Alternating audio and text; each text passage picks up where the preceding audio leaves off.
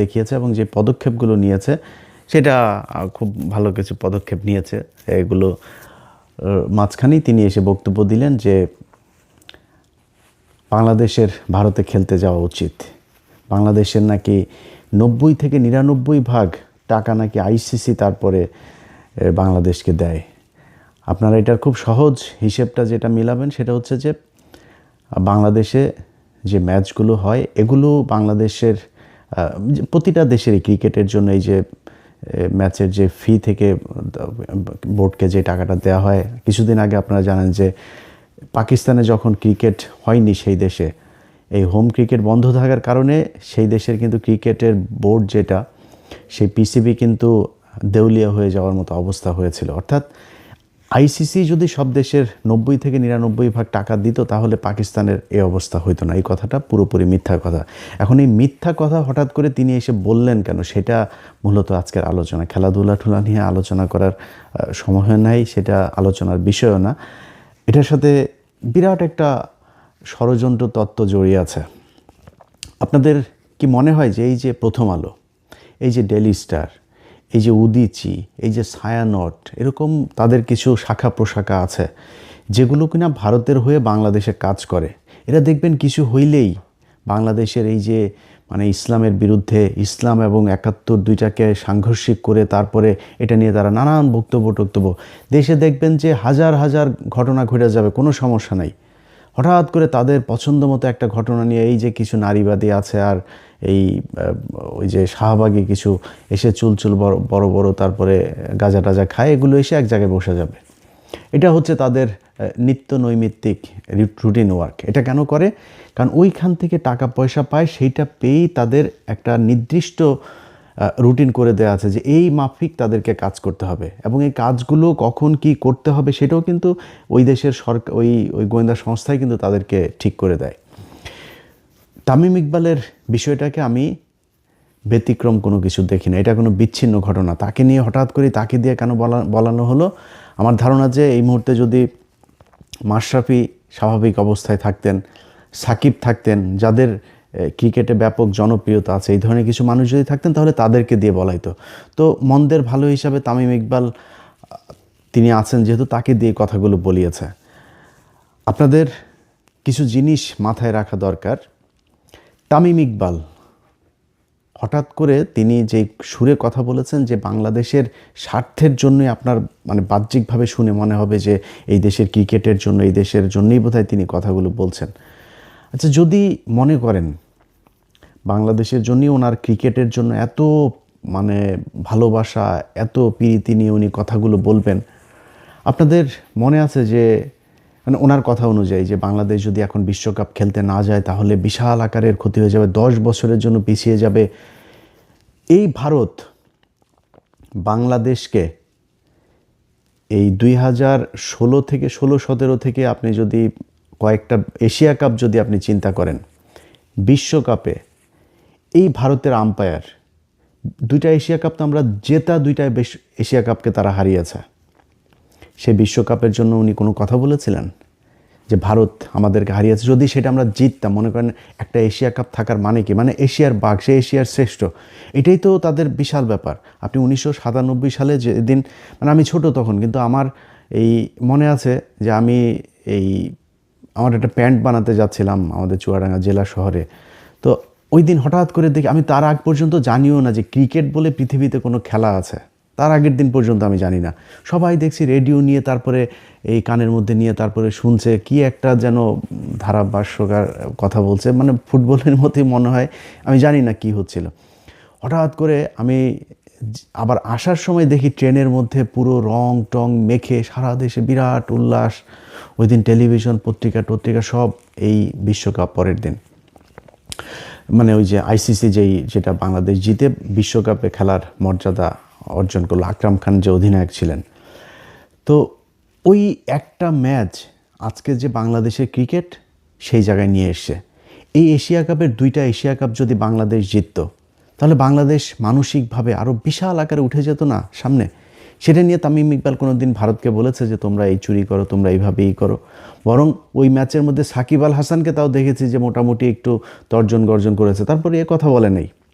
তারপরেও ধরেন ওনার বিশাল ভালোবাসা, উনি বাংলাদেশের ক্রিকেটকে বাঁচাইতে চায়।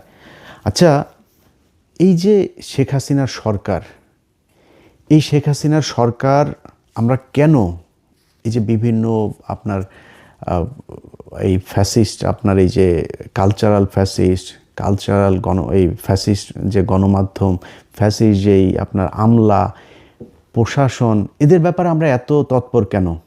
এদের বিচারটা কেন চাই? কারণ হচ্ছে যে এই শেখ হাসিনা গেল 15 বছরে যত হত্যা, খুন, গুম যা যা করেছে, সেটার জন্য এরা দায়ী, এরা তাদেরকে সহায়তা করেছে, এই জন্যই তো এদের বিচার চাই। আচ্ছা, এবার আসেন আপনি 2018 সালের একটা নির্বাচন। 2014 সালে যাই হোক বিএনপি আসে নাই। আমি সত্যি কথা বলি, আমি সেদিন কাজে গিয়ে তারপরে বাথরুমে গিয়ে কান্না করেছি।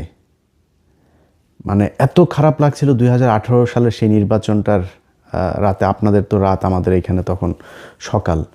এত খারাপ লাগছিল যে এইভাবে মানুষের চোখের সামনে মানুষকে এইভাবে বোকা বানিয়ে এই নির্বাচনটা এরকম করা যায়। সেই নির্বাচনটা বাংলাদেশের একটা টার্নিং পয়েন্ট ছিল। 14 সালে ঠিক আছে বিএনপি যায় নাই, শেখ হাসিনা করেছে, একা একা নির্বাচন করেছে। তারপরে ধরলাম 18 সালের নির্বাচনটা তো হইতে পারত। এবং তারা যেভাবে সেই ঐক্য জোট মোট বানায়, এই যে আপনার আওয়ামী দালাল ডক্টর কামাল সহ এই যে এই দালাল কয়টাকে, গামছা কাদের টাদের, এগুলোকে নিয়ে তারপরে তারা এই হাসিনার এই রয়ের ফাঁদে পা দিয়ে তারপরে বিএনপি একটা জোট গঠন করলো।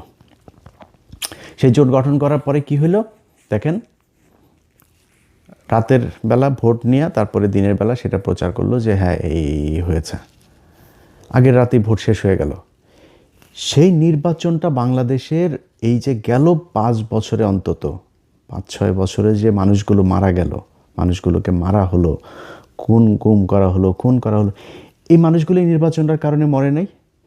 এই জন্য আমরা চাই যে এই নির্বাচন, এই প্রশাসন, এই যে জনপ্রতিনিধি সহ যারা যারা সাংবাদিক, শিক্ষক, যারা যারা এই শেখ হাসিনাকে সমর্থন দিয়েছে, তাদের সবার বিচার হইতে হবে। আচ্ছা, তাদের যদি বিচার হয়, তাদের অনেকের বিচার হচ্ছেও, সেনাবাহিনীর পর্যন্ত বিচার হচ্ছে, তাহলে ক্রিকেটারদের বিচার হওয়া দরকার না? কেন জানেন? 2018 সালের নির্বাচনের পরে এই দিন আরেকটা নির্বাচন। আচ্ছা, আপনাদের মনে আছে এই যে মাশরাফি বিন মুর্তজা এমপি হলেন, ওই সময় দেশের যে পরিস্থিতি এবং মাশরাফি বিন মুর্তজার যে জনপ্রিয়তা ছিল, আমি বিশ্বাস করি মাশরাফি বিন মুর্তজা যদি মিরপুর স্টেডিয়ামে যায়, একদম স্টেডিয়ামের শেষ মাথায় উঠা যদি একটা মাইক হাতে নিয়ে ডাক দিত যে বাংলাদেশে আমরা এই হানাহানি আর চাই না, শেখ হাসিনা, খালেদা জিয়া, তাদের ভেতরের যে সমস্যা, এটা আমরা ক্রিকেটার যারা আছি, আমি অন্তত আমার জায়গা থেকে ডাক দিলাম, বাংলাদেশের মানুষ সবাই এখানে আসেন, যদি না আসে তাহলে আমি এখান থেকে, মানে সে কিছু একটা শর্ত দিতে পারতো। সে যদি এসে ডাক দিত এই দেশের, আমি বিশ্বাস করি তার যে জনপ্রিয়তা, যে নিরপেক্ষতা তার ছিল, যে গ্রহণযোগ্যতা ছিল, সে ডাক দিলে বাংলাদেশের অন্তত 2-4-10 লাখ মানুষ সেদিন চলে আসতো তার ডাকে। এবং আমার বিশ্বাস যে রাজনৈতিক দলগুলিও একটা করতো না, আসলে আমাদের মনে হয় একটা জায়গায় আসা উচিত। কারণ একটাই মাত্র জায়গা, সেটা হচ্ছে ক্রিকেট, যেইখানে বাংলাদেশের মানুষ কোনো দলাদলি করে না। এই ক্রিকেট যখনই আসে তখনই বোঝা যায় যে এই দেশের মানুষের কত দেশপ্রেম, সবাই এক হয়ে যায়। সেই ইন্ডিয়া হোক, পাকিস্তান হোক, ইংল্যান্ড হোক, অস্ট্রেলিয়া হোক, যেটাই হোক, ক্রিকেটে আমরা সবাই এক। এখন এই যে ক্রিকেট নিয়ে আমরা এক হয়ে আপনাদেরকে এত ভালোবাসা দিলাম, দেশের জন্য আপনাদের এত ভালোবাসি, আপনি 2018 সালে যখন দেখলেন যে আপনার তো অবসরের সময় চলে এসেছে, মানে আপনার যে জনপ্রিয়তা, আপনি যা করতে পারতেন ওইটার দিকে তাকাইলেন না, একটু দেশের কথাও চিন্তা করলেন না। আপনার জাস্ট যেহেতু অবসরে চলে যাবেন, এখন আপনার পরে কি করবেন, নিজের পকেটে ঢুকতে হবে, টাকা পয়সা, ধান্দাবাজি, নিজের ক্ষমতা লাগবে, কি দিয়ে হবেন, ব্যাস নৌকায় ঢুকে গেলেন। 2024 সালে আমি পৃথিবীর ইতিহাসে এরকম কোনো ক্রিকেট মানে প্লেয়ার দেখি না, এমন কোনো ক্রিকেট টিম দেখি না পৃথিবীর ইতিহাসে। বিচ্ছিন্নভাবে এই আপনার ভারতে একটা হয়েছিল, সেও অবসরে ছিল এরকম একজন প্লেয়ার। মানে বাংলাদেশের সাকিব, মাশরাফি, ওইদিকে একবার তামিম যায় হাসিনার সাথে, একবার মুশফিক যায় হাসিনার কাছে, পুরো টিম ধরে আপনার নির্বাচনী ইয়েতে গেল, নির্বাচনী প্রচারণায় তারা অংশ নিল, একদম পুরো টিম ধরে। আমার মনে আছে, আমার চোখে এখনও ভাসছে যে তারা এই ওই যে গাড়িগুলোতে গাড়ির বহন নিয়ে তারপরে তারা মিছিল করছে, নৌকার মিছিল। এই পৃথিবীর ইতিহাসে এমন কোনো জায়গা আছে যে এই দেশে এরকম ঘটনা ঘটেছে? পুরো ক্রিকেট টিম ধরে যায়, আপনারা একটা রাজনৈতিক দলের নৌকার মিছিলে যান, আপনারা একজনের ভোট করেন, আপনারাও এমপি হইতে যান।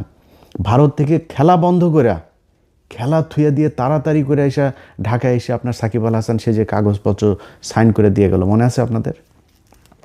এই ক্রিকেট টিম, আপনারা যে খেলাধুলা করেন, আপনাদেরকে আমরা বিশাল ভালোবাসি। আপনারা আমাদের দেশের হয়ে খেলা যখন করেন, বুকের মধ্যে হাত দিয়া রবীন্দ্রনাথের চুরি করায় আমার সোনার ধনের বাংলা একটা গান, এই ধনের বাংলা গাইতে গিয়া তারপরে কি হয়, আপনারা বোঝান আরে বাবা বিশাল ভালোবাসা। আপনারা কিসের ভালোবাসা? আপনি টাকা নেন, টাকা ছাড়া খেলেন নাকি?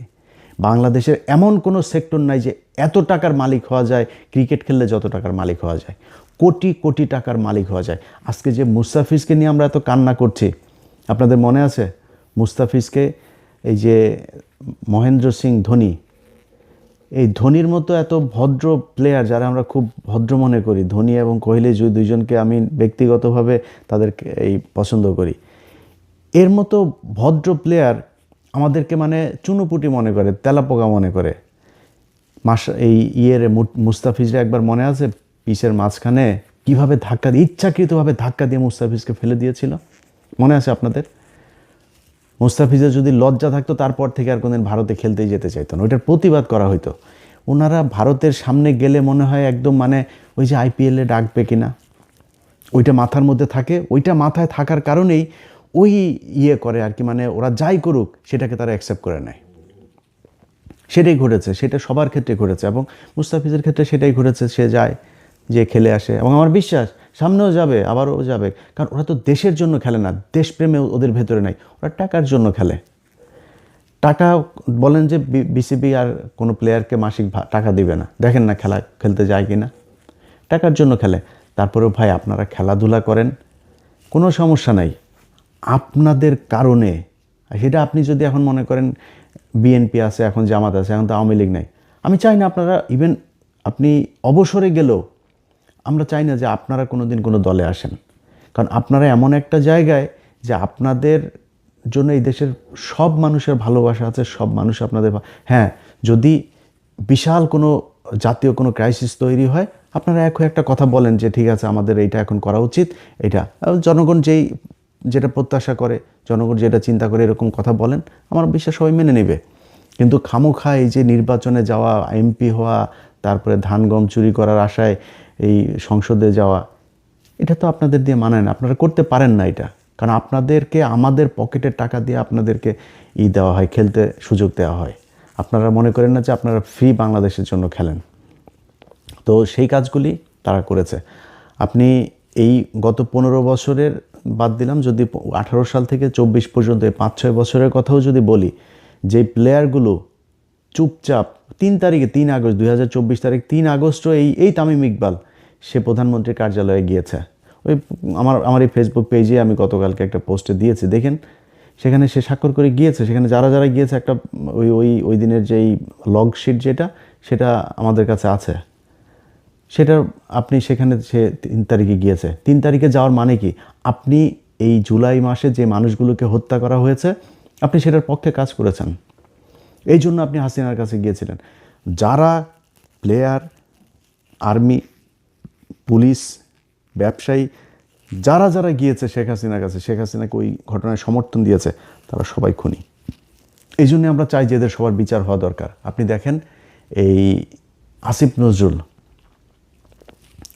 উপদেষ্টা হয়েই তারপরে কি বলল, যে আমরা হাজার এই যে মামলা হয়েছে, হাজার আসামি করা হয়েছে। আরে বেটা, হাজার কি লক্ষ আসামি হওয়া দরকার, কারণ যেই ব্যক্তি আওয়ামী লীগ করেছে সেই হত্যা মামলার আসামি হবে। এখন যে সরাসরি একজনকে খুন করেছে, সরাসরি একজনকে গুম করার সাথে জড়িত ছিল, একজনকে গুলি করেছে, তার শাস্তি এক হবে। যে একটা ওয়ার্ডের সভাপতি ছিল, একজন কর্মী ছিল, ওই বৈষম্য বিরোধী আন্দোলনের ওই ছাত্রদের বিরুদ্ধে ওই পাশে মিছিল করেছে, অবস্থান নিয়েছে, তার বিচার অন্য আরেকটা হবে, সে যদি কাউকে মেরে না থাকে। আর বিচার তো হইতে হবে। এসেই বললেন না, এত মানুষের, এত হাজার হাজার মানুষের বিরুদ্ধে এইভাবে মামলা দেওয়া ঠিক হয়নি, এই কথা যেদিন বলেছে সেই দিন থেকেই এই আসিফ নজরুল আওয়ামী লীগের হয়ে তারপরে কাজ করছে। আওয়ামী লীগ, আসিফ নজরুল এসে এবার আপনার বিশাল আকারের নাকি তিনি আইন বিভাগের নাকি বিশাল কিছু করে ফেলেছেন। তো কি করেছেন হচ্ছে জামিন এখন খুব দ্রুত করা যাবে, আপনার অনলাইনে পেয়ে যাবেন এবং অনলাইন থেকে সাথে সাথে জামিন হয়ে যাবে। জামিন কারা হবে? ওই যে আওয়ামী লীগের, ওদেরকে জামিন করার জন্য উনি তাড়াহুড়া করে এটা করেছেন। যদিও এখনও যারা ওই যে আওয়ামী লীগের সময় যেই আলেমরা জেলে গিয়েছিলেন, বিডিআরের লোকজন জেলে আছেন, ওই লোকগুলির জামিনের বেলায় আবার ওনাদের 4 দিন 5 দিন 6 দিন আমি এইখান থেকে দোষণ না দিলে আবার ওনারা ছাড়েন না। কিন্তু আওয়ামী লীগের ক্ষেত্রে কিন্তু গোপনে গোপনে, এই যে দিলীপ আগারওয়ালাকে কেউ জানেও না, অ্যাটর্নি জেনারেল, ওই কায়সার কামাল বিএনপির, আর এই আসিফ নজরুল, এই 3 বদমাইশ মিলা তারপরে দিয়ে দিল, জামিন দিয়ে দিল, চলে গেল। ওনারা না কিছু জানেনই না, কিছুই জানেন না ওনারা, এমনি জামিন হয়ে গেল। এক ব্যক্তিকে দিয়ে, একজন জাজকে দিয়ে আপনার একই আদালতের ভিতরে নিয়ে গোপনে গোপনে গোপনে গোপনে 2 মাসের ভেতরে সব খালাস, চলে গেল সে। ওনারা কিছুই জানেন না। তো এইভাবে ওনারা এই আইন বিভাগের বিশাল আকারের সংস্কার করেছেন, এর বাইরে আর কোনো কিছু করেন। এখনও পর্যন্ত ওই যে আপনার আবুধাবিতে যেই বিপ্লবীরা ওইখানে জেলে গিয়েছিল তাদের করা হয়েছে। প্রথম আলো ডেইলি স্টারের ঘটনায় মানে পোস্ট শেয়ার করেছে, এই জন্য তাদেরকে ধরে নিয়ে যাওয়া হচ্ছে। আর ভাই আমার নামে দেন আপনি সবগুলি মামলা, ওদেরকে ধরেন কেন? এই মানুষগুলোরে কষ্ট দিচ্ছেন কেন? এগুলি ভুলে যাবে এরা, এগুলি ভুলে যাবে, এগুলোর জবাব আসবে। এটার জন্য তো আপনাকে নিশ্চয়ই কিছু না কিছু তো পোহাইতে হবে। সময় সব সময় একরকম যাবে না, এগুলো আমরা দেখছি। তো যাই হোক, এই প্লেয়ারদের যে বিষয়টা, এই গত 15 বছরে যা যা ঘটেছে, এই যে আসিফ নজরুলের হাজার হাজার আসামি হওয়া যাবে না, এই প্লেয়ারগুলো আসামি হওয়া উচিত ছিল। কারণ এরাই 2024 সালের এই ড্যামি নির্বাচনের, এই স্বামী আর ড্যামি মিলা যে নির্বাচন করেছে, এই ড্যামি নির্বাচনের বৈধতা দিয়েছে এরা। এদের কারণে যখন দিয়েছে তামিমের মতো লোক, মাশরাফির মতো লোক, সাকিবের মতো লোক, এরা হাসিনার কাছে যাচ্ছে, এরা করছে, এগুলো দেখে তো মানুষ যারা আন্দোলন করতে চেয়েছে, যারা হাসিনার বিরুদ্ধে, তাদের মনোবল ভেঙেছে। আর যারা হাসিনার লোক তারা আরও চাঙ্গা হয়েছে, আর আমরা তো আর কি, দেশে তো আর জীবনে কোনোদিন সরকার চেঞ্জ হবে না, এরকম একটা পরিস্থিতি তৈরি হয়েছিল, এদের কারণে তৈরি হয়েছিল এটা। এখন এইসব জিনিসগুলোর পরে তাদের ব্যাপারে ব্যবস্থা নেওয়া হয় নাই দেখেই আজকে এরা করছে। এই যে মুশফিক, কি সুন্দর, আরে বাবারে বাবা, ওনারা এখন সব প্লেয়াররা মিলে এক হয়েছে, খেলতে যাবেন। ওনারা সব প্লেয়াররা, মানে ওরা খেলতে যাবেন, খেলতে গেলে মাল পাবে, তো মাল পাবে, এই জন্য খেলতে যাওয়ার জন্য পারাপারি শুরু করে দিয়েছে। ওনাদের ভিতরে কোনো দেশপ্রেম নাই। সব কটা, এই যে কালকে দেখেছেন না, ওই বিসিবির পরিচালক নাজমুল ভাই, আপনাকে স্যালুট।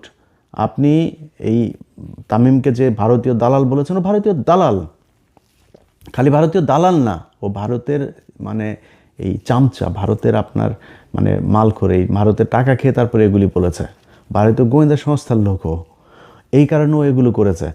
তো বিসিবিকে চাপ দিচ্ছেন ওনারা খেলতে যেতেই হবে, ওনাদের খেলতে গেলে মাল পাবে, এই জন্য খেলতে যাবেনি ওনারা। কি সুন্দর দাড়ি, এই যে মুশফিকের দাড়ি কি সুন্দর, আর বাপেরও দেখি বিশাল মুরব্বী, বয়স্ক, এই বিশাল পাগড়িওয়ালা মুরব্বী, হুজুর, হুজুর, এত আপনি প্রতিবাদ করা শিখছেন এখন, কই এই যে 15টা বছর এতগুলো মানুষের যে মারা হইলো, আপনি জানেন না এটা কি মিথ্যা কথা? এই যে আলেমগুলোরে ধরে আপনার মারা হইতো, এই যে পিলখানায় এতগুলো মানুষ মারা হইলো, এই যে হেফাজতের ঘটনা এতগুলো মানুষ মারা হইলো, আপনারা একটা কথা বলেন নাই তো? একদিনে তো একটা দেশপ্রেম দেখাইলেন না যে না এটা করা উচিত না, কি হইতো? আপনি তো খেলাতে, আপনি তো মানে অটো চয়েস ছিলেন দলের, আপনারা তো টিম থেকে বাদ দিয়ে দিতে পারতো না, একটা কথা বলেন নাই। এখন আপনি এসছেন বিশাল আকারের দেশপ্রেম দেখাইতে, আর হচ্ছে গিয়ে নীতি নৈতিকতা শিখাইতে। কারণ কি, খেলতে যেতে হবে। আর ওই যে ইন্ডিয়া থেকে মাল দিচ্ছে, এইটা বলে ঠিক করো, এরকম করো, এই বলে, এইটার কারণে তারা এগুলো করছে। এখন তারা খেলতে যেতে চায়, বিসিবিকে নানানভাবে চাপ দিয়ে, নানান নেগেটিভ, নানান মিডিয়াও এখন দেখে না, মিডিয়াগুলো তো এগুলি সব ইন্ডিয়ান টাকা মালেই চলে, এগুলোর দিয়া এরা এখন এটা তৈরি করতে চাচ্ছে যে না, খেলতে যেতে হবে, বাংলাদেশে খেলতে না গেলে বিশাল আকার। আরে বেটা, খেলতে আমরাও যেতে চাই, বাংলাদেশ তো খেলতে যেতে চায়, কেন খেলবে না বাংলাদেশ? বাংলাদেশ যেটা চায় যেভাবে, এটা আন্তর্জাতিক নিয়মের ভেতরে রেখে সেই ক্লোজগুলো দিয়েই তো বিসিবি তাদেরকে চিঠি পাঠিয়েছে যে আমরা এই কারণে তোমাদের এখানে খেলতে যেতে পারছি না। আমার নিরাপত্তার কারণে। আমার একটা প্লেয়ার যেখানে নিরাপদ থাকতে পারে না, ওটা তো জঙ্গি রাষ্ট্র এই ভারত। পৃথিবীর মধ্যে সবচাইতে নিকৃষ্ট জঙ্গি রাষ্ট্র হচ্ছে এইটা। এর দেশে আপনি তো জীবন নিরাপত্তা নিয়ে আসতে পারবেন না। সো আমার সেই কারণ দেখিয়ে আমি চেয়েছি যে আমরা করব না, অথচ তিনার এখন খেলতে যাবেনি।